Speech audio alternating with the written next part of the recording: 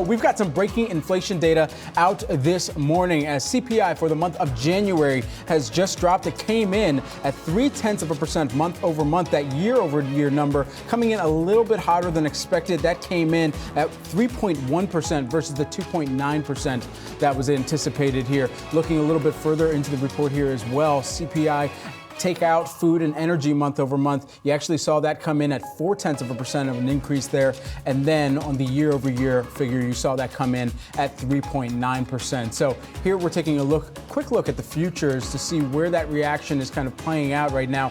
You're down across the board for the Dow, the S&P 500, and the NASDAQ futures with about an hour until the start of trade here on the day. But again, this signals a hotter read on inflation than anticipated.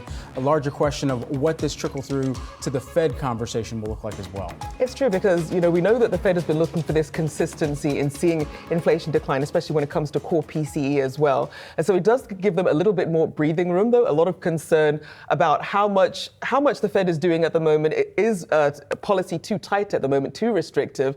And you figure after 6 months, 7 months of this data, the Fed's still not convinced at this point, still don't have inflation under control here. You have to wonder then some of the factors outside of the Fed's control contributing to these numbers. Yeah, it's really interesting as I'm digging further into this report. One of the huge things to point out, food index increased by about 0.4% in January as the food at home index increased 0.4%, and the food away from home, all of those who are going out, having a little bevy with your friends, perhaps watching any type of the sporting matches that are taking place over that month of January. Anyway, you were paying about 0.5% more month over month here. But in contrast here, the energy index here, energy fell by about 0.9% over the month. They say that's due in large part to the decline in the gasoline index here. So all these things considered, the shelter index, that continued to rise in January, increasing 0.6%, contributing over 2/3 of the monthly all items increase that we saw in this report as well. And we always keep an eye on what's happening with housing, makes up the largest portion of the CPI data. We know that continues to be a bone of contention here. People obviously wanting to see some of these prices moderating here. And something else that we're going to be looking at later on coming up this hour with some of our reporters, really digging into some of the nuances here, because if inflation still isn't tamed at this point, you're seeing some of the market reaction at the moment in extended trading at the moment.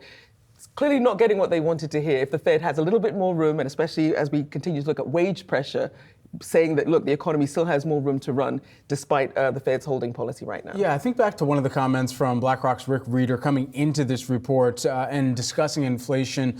He had said at the time that the Fed rightly is unwilling to declare victory yet here. Committee must be pleased by the progress that's been made. I mean, we were expecting a 2 handle on this report. We got just a smidge above that. But ultimately here, he also went on to say, in fact, the core goods CPI on both the 3 and 6 month annualized basis appears a great deal more normal and is in line with the average for the measure from 2014 to 2019. So that a little historical context to pair with these figures that we just got out this morning.